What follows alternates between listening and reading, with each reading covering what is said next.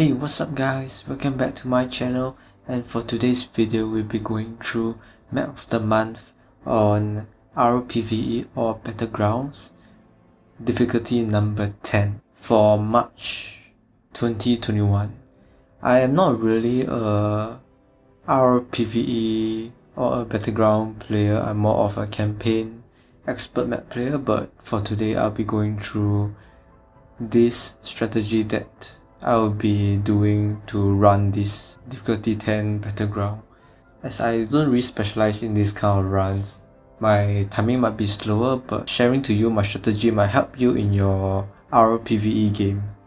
Usually people play this map for gold and also for experience as well, but for me I prefer expert maps to create different kind of strategies, and if you know to play some expert maps on speedrun and solo, you might gain more experience or more gold as compared to playing solo on RPvE.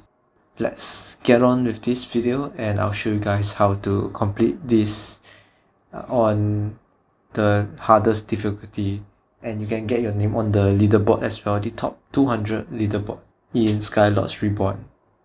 Right, let's start the video.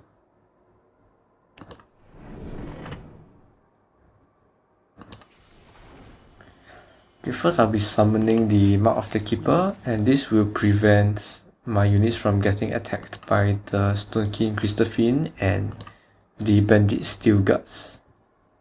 It can be pretty annoying for the Crystal Fiend as they can knock back your small units. For this game, you want to gather up as much power as you can to build a lot of units. Do not rush and attack the base, as if you expose the first base to the fog of war, bandits will start spawning from the camps from this location. Yeah, these three locations. So build as many units as you can first. For me, I use the Nature Affinity, so I'll use the Windweavers.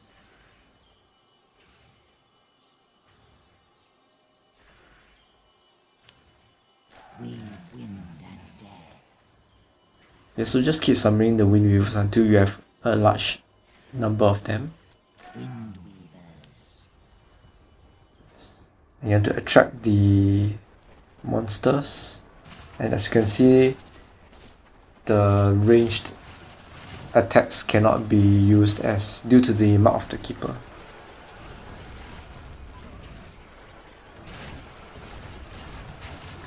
It is very important for you to destroy the bandit camp first to prevent more units from spawning. As you can see, when I kill some of the units, it spawned back quite quickly. For the harder RPvE maps, you want to destroy the camps first, as it is not worth it to kill off the units, the enemy units. As you can see, the Mark of the Keeper is preventing the ranged units from using attack, and is protecting my power wells and monument. After a while, the bandits from the camp, the bandit spawns from the camp will stop here, as the ranged units cannot attack, so they will stay nearby your monument. The good thing about this method is that only after these enemy units get killed, then they can spawn more units to attack your base. So you need to just kill off the melee units and leave the ranged units around your orb area. Now the mission is to kill off this first base, so you can proceed to your second monument.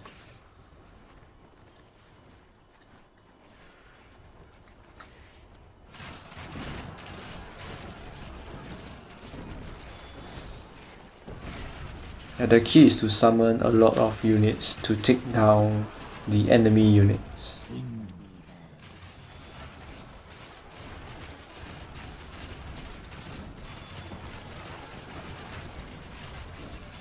Alright, slowly killing them off.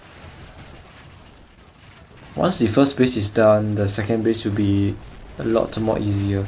The problem comes for the third op, where you encounter Bandit Tortugan, the Bandit Walker as well, which can be very difficult to defeat with 2 Bandit tents that spawns enemy units. Brought the Windweaver here to scout the area and build the Mouth of the Keeper to prevent ranged units from attacking my Windweavers again. For this second op, you want to use a different strategy. After attracting the enemy units, you want to rush up over here to attack the bandit camp while building another Mouth of the Keeper. This will prevent the enemy range attack from attacking your units, and your units can just clear off the second op base very quickly and safely.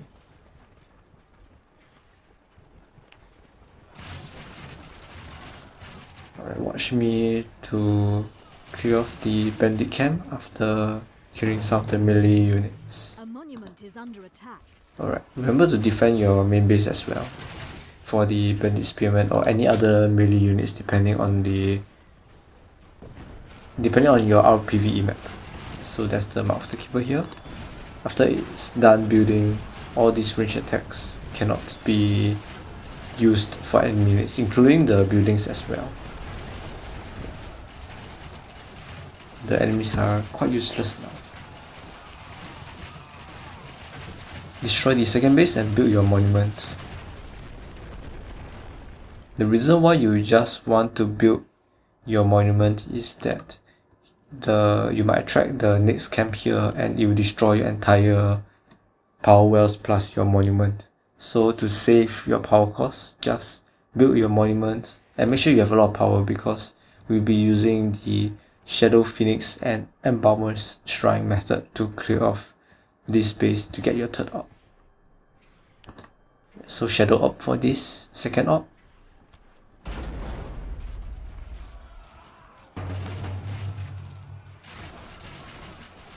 And 2 Embalmer's Shrine.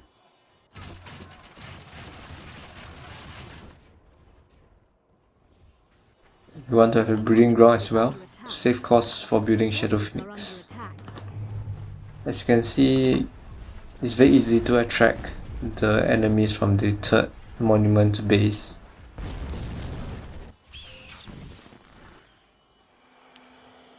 That was a mistake of me or on my part to let my Shadow Phoenix attack the units here. So build your op up again, and you have to build about 10 Shadow Phoenixes to kill off the Bandit Walker. 10 upgrade 3 Shadow Phoenix to kill off the Bandit Walker. It's a safe number.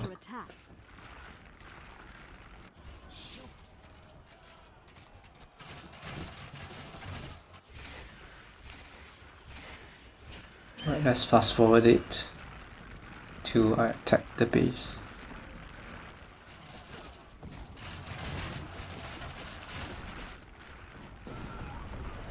Alright, get your Embalmer Shrine and use your Shadow Phoenix to attack the units here. It's a very easy clear with Shadow Phoenix. After destroying this base, you can collect your power wells. For the third monument area, you can collect your power wells and your monument, but remember to build defenses like some towers. For me, I built the Time Vortex with the Furnace of Flesh for me to get my Void refund, and the Time Vortex helps a lot. The Frost Affinity helps deals a lot of damage, as the lower your Void power is, you can fire attacks much more quicker.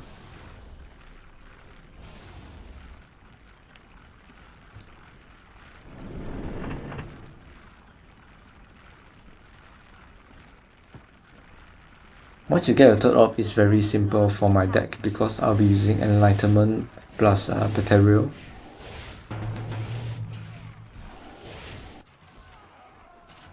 Yes, after getting your third op, the enemy units will aim for your second op over here. And your third op, whichever base you cleared the most recent. Furnace of Flesh. After establishing your defense here, you can proceed with Enlightenment and Burial. As you can see, I've already built my Burial and clearing off the base.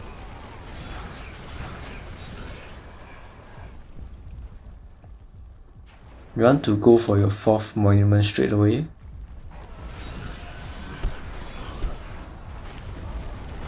Yeah, it's very easy to clear the base with tier 4 unit, especially with a Fire Affinity Burial.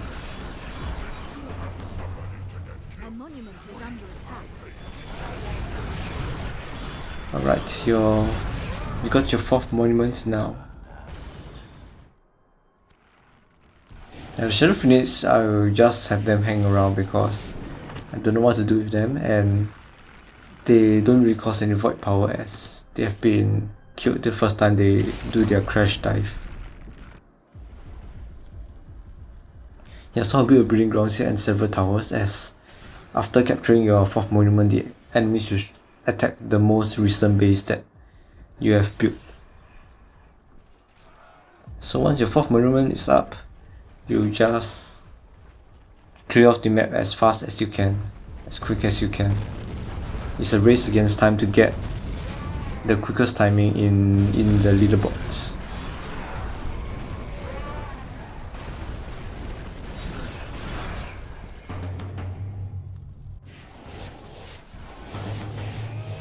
As you can see, they do not attack my 3rd monument, instead attack my 4th monument now.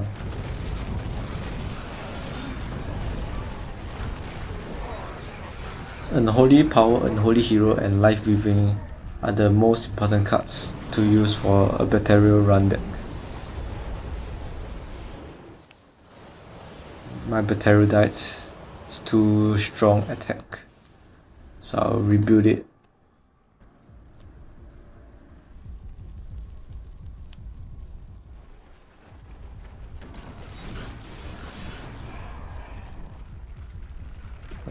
Finally bringing my Shadow Phoenix up to help my Burial and some Nether warp, as you can destroy the base with the infused purgatory skill. Yeah, the problem with this is the ice lot, as can keep freezing up my Burial. So you want to summon a giant rooms to help kill it with your L counter. So buff your giant rooms and it should bring down the ice slot pretty quickly. Yes, there it is. Alright. Bring your units down to destroy the base.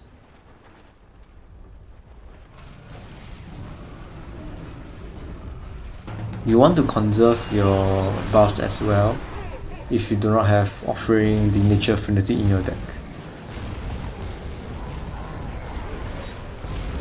Having a fully upgraded Regrowth, Equilibrium, Unholy Hero, Unholy Power, Life Weaving is crucial for soloing this hard difficulty, this tough RPvE map,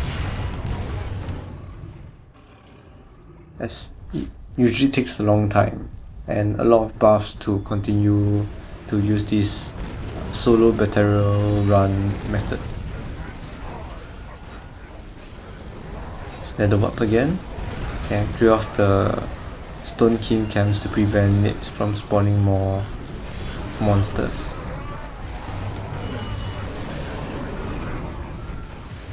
Stone King Warlock is a pretty annoying boss monster. Its damage is very high, as you can see, killing my units.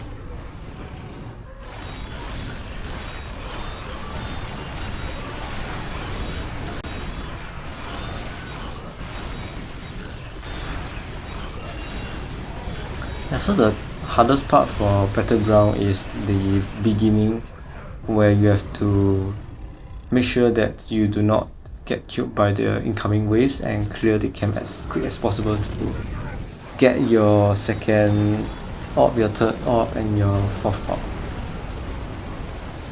Right, and yeah, you have won this toughest battleground map. And I hope you guys complete it and get onto the leaderboards, as completing a level 10 battleground map would guarantee you a spot on the leaderboard.